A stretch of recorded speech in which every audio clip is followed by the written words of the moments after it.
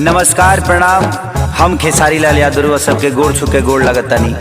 अपना देश में अजीब सिस्टम हो गई आज के डेट में, चाहे वो महाराष्ट्र होके, बिहार होके, यूपी होके, चाहे कोनो राज्य होके, मंदिर के गेट ना खोली लेकिन रैली टाइम से निकल जाता। बताई ब्यास लोग के प्रोग्राम के परमिशन नहीं खे, लेकिन ये लोग के हल्का कह जाला बाबू नॉमिनेशन टाइम से हो जाता।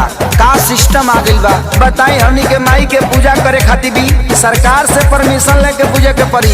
अब बताई कि खिसियाई कि ना खिसियाई करे ब्यास देवी की तो पंडाल ने खस लागे दे तो खिसियाई ना होई है कन्फ्यूज माई देखी के इंदरा संग मतिया बमराइल जे बैठल प्रशासन। दबी मैया जिंदाबाद जिंदाबाद जिंदाबाद होई है कन्फ्यूज माई देखी के इंदरा संग मतिया बमराइल जे बैठल प्रशासन। जब नइखे परमिशन माई के आसन के त कैसे छूट मिलल बा नेता लोग के भाषण के, कैसे छूट मिलल बा नेता लोग के भाषण के। दबी मैया जिंदाबाद जिंदाबाद जिंदाबाद अरे भैया जिंदाबाद जिंदाबाद जिंदाबाद। अड़हुल फुलवा कहाँ चढ़ेगा, लाल चुनरी कहाँ चढ़ेगा,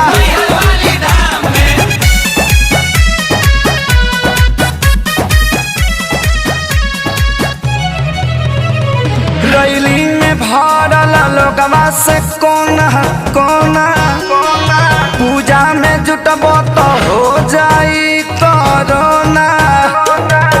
भांग खा के कानून बनावत रहलो रैली में भरल लोगवा से कोना कोना पूजा में जे जुटबो तो हो जाई कोरोना।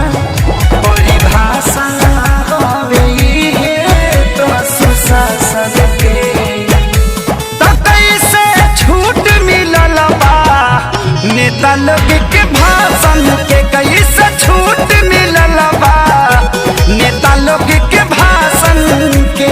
ताजा नारियल कहाँ चढ़ेगा, धूप अगरबत्ती कहाँ जरेगा,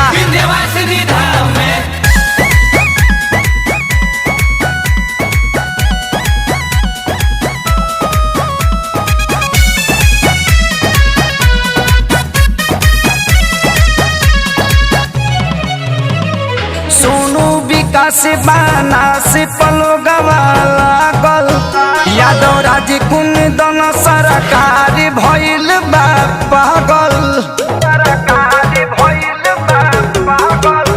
सोनू विकास बाना से पलो गवाला गल यादव राज कुन दन सरकार भइल बा पागल।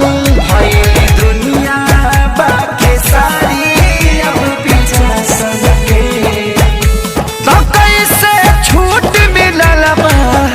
नेता लोग के भाषण के, कोई से छूट मिलल बा नेता लोग के भाषण के।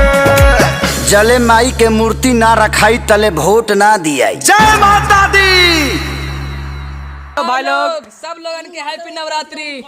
अगर ये वीडियो अच्छा लगल होके तो वीडियो को लाइक करी, कमेंट करी और वीडियो को शेयर करी। और अभी तक आप हमारे चैनल को अगर सब्सक्राइब नहीं कर ले होके तो सब्सक्राइब कर ली।